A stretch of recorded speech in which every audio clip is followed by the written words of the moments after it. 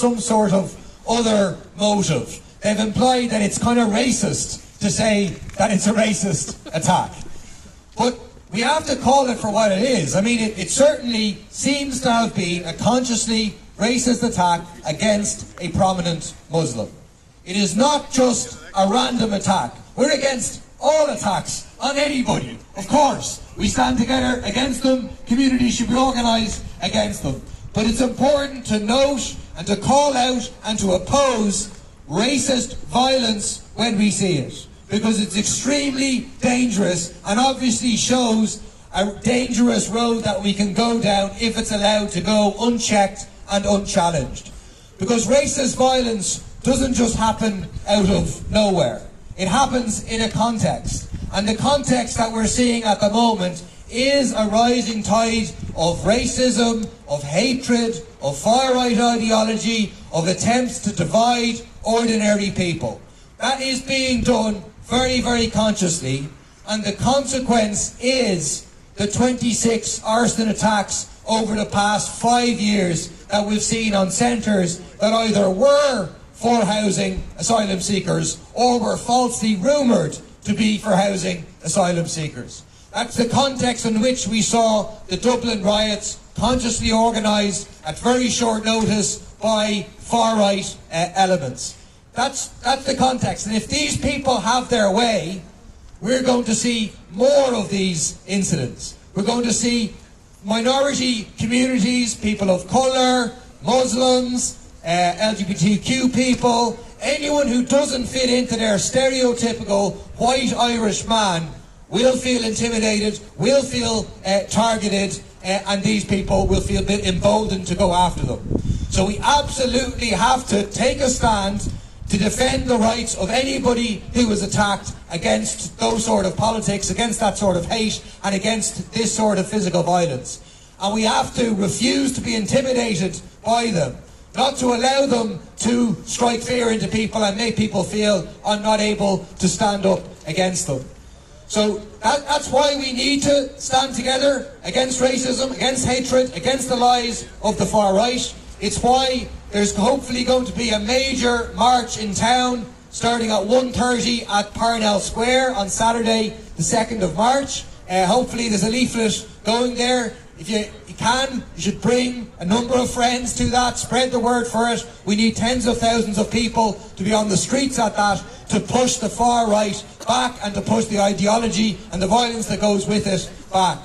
But we also have to say that the far right feeds off actual real issues. As well as lies, they feed off actual problems that people face. The insecurity that people feel, the inequality that people experience, the housing crisis that people feel, the hospital crises that people experience.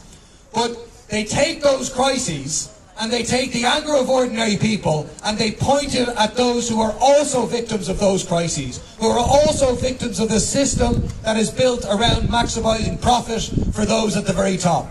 And so they divert people's anger away from the government, which is responsible for the housing crisis, away from the profiteers, the corporate developers, the private landlords, the health profiteers. You saw Dennis O'Brien selling off his private health company the other day, making massive money, away from those who are actually profiting from the crises towards blaming ordinary people. And so that's vital that, for example, when we come together on the 2nd of March, the slogans for the march are stand together against racism, hate and war, but it's also stand together for housing, health, healthcare and rights for all. Stand together to share the wealth, to use the wealth of the super rich in this country to ensure that everyone has the quality of life that is very, very possible to have in this country. It's why I'm a socialist, because I think there is no necessity for anybody to being on the street.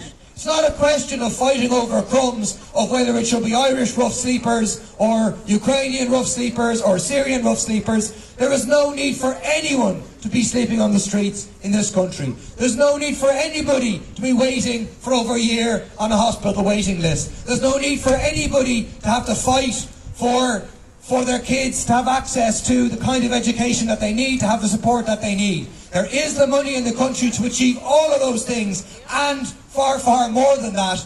The issue is the nature of the capitalist system and how that wealth is concentrated in the hands of those at the very, very top. So that's why it's vital we stand together. The last thing I want to say, and then I think I'm going to hand over to Kay Keane, who is the PBP rep in Tallaght South, is to say that we need to also come together in Dublin South West to build a local campaign here against the lies of the far right.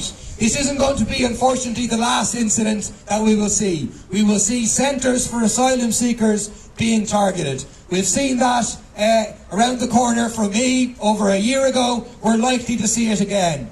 We may, unfortunately, see more racist incidents of violence. And we need to have a capacity. So this protest was called by LCALA, which is a national organisation of anti-racist, anti-far right organisations. But ideally we need to have a coalition here of different political progressive forces, as well as people who are in local communities, in trade unions, in sports groups, whatever, or in nothing at all, who just want to take a stand. So there's a sheet going around to try and sign people up for something that provisionally, but it can be decided by the group, but it could be called Dublin South West Together. If you give your number for that, we'll try and have a meeting in the course of the next week or so and see if we can agree, okay, let's establish something here so we have a network ready to go.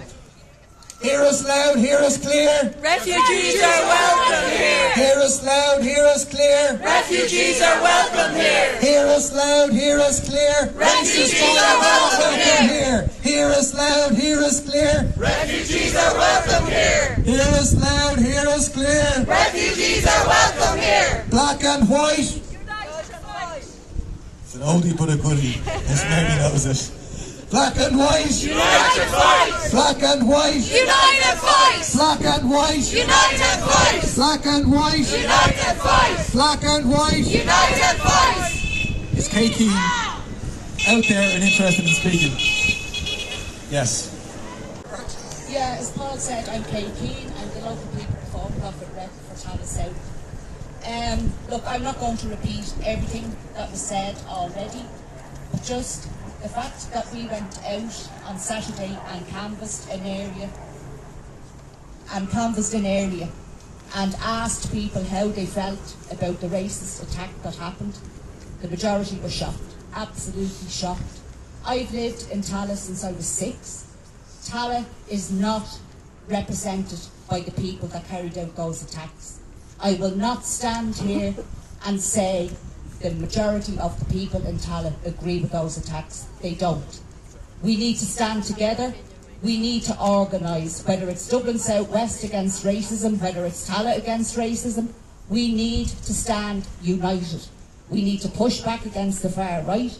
We need to push back against their lies, their claims, their intimidation. They live on fear.